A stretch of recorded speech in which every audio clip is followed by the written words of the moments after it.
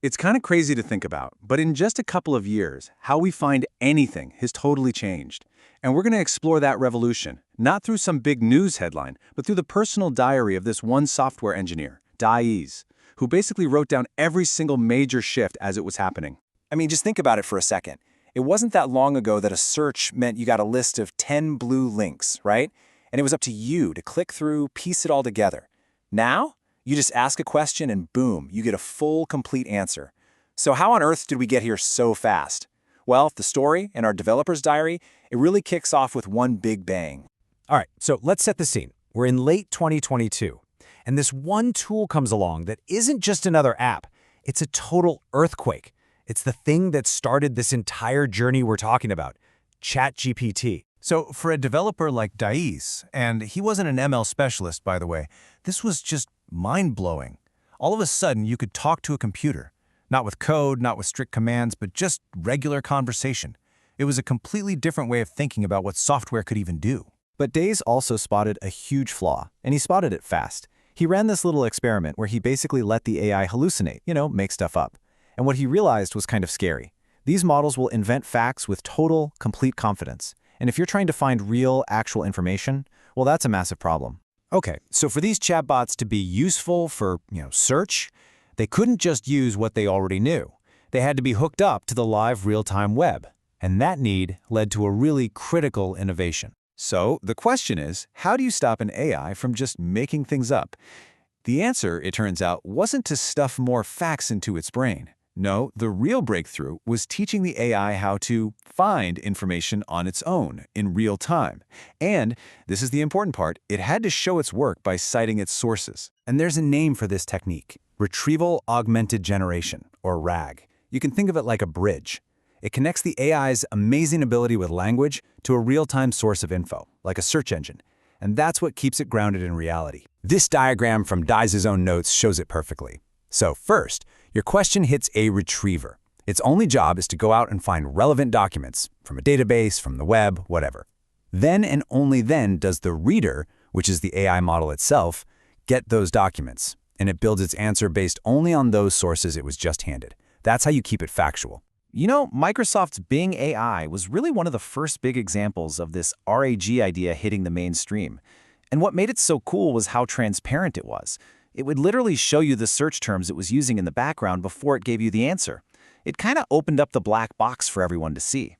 All right, so with RAG kind of solving the trust and fact-checking problem, the next big change was all about the user experience. It was about how the information was actually presented. We started to move way beyond just a simple back-and-forth chat. And this is where services like Perplexity really came in and changed the game. They created a whole new thing they called an answer engine. And it didn't feel like a conversation anymore. It felt like you were getting this live interactive report, It had sources, it had images, and it even suggested smart follow-up questions to help you dig deeper. And of course, it didn't take long for Google to bring this idea to everybody with its Search Generative Experience, or SGE. At first, it was just a simple block of text at the top of the page, but it evolved super quickly into that same sophisticated answer engine style.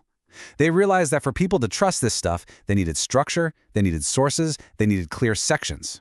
But here's a really sharp insight from Dais. After watching SGE for months, he figured out what it's really doing. It's not out there discovering brand new information. It's just reading the top-ranking articles on the first page of Google. The same ones we used to have to click through and scan, and it's just doing the summary work for us. So where do we go from there? Well, the next frontier was about making the AI more personal. Not just an answer engine for the whole web, but an assistant that actually understands your context, your projects, your stuff. And the key to that was long-term memory. This was the next huge leap. It's all about giving the AI the ability to remember your conversations, to learn about you over time, so you don't have to start from square one with every single question. And we're seeing this pop up in a couple of different ways, right? So ChatGPT has its memory feature, where it'll literally store key facts you tell it. Gemini, on the other hand, takes a different approach by connecting to your Google search history to figure out what's relevant to you. Both are aiming for that same personalized feel. But this all led to what might be the most powerful idea of all. Forget searching the entire, messy, public internet. What if you could have an AI that was grounded only in the documents and sources that you trust, the ones you give it? And that is exactly the idea behind a tool like Google's NotebookLM. Here, you upload your own stuff, your documents, your PDFs, your notes, and you create this totally private research space.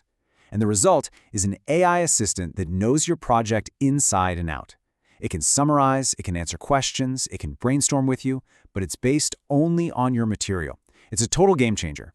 So when you look at this whole journey, I mean, from 10 blue links to a personal AI research partner in just a couple of years, it really forces you to step back and ask, what does it even mean to search anymore? Our developer Dies has this brilliant way of framing the whole history. He says, first we had directory engines. That's when humans literally organized the web by hand. Then we got robot engines, think classic Google, where algorithms rank the web for us humans to read. And now we're in the era of generative engines, where the AI reads and synthesizes the web for us. So, what's next? And this gets to the real heart of it. Our own role in all of this is changing. Like Daisy says, the job for humans isn't really about finding the information anymore. It's about creating high-quality stuff for the AI to learn from. It's about learning how to ask really good questions.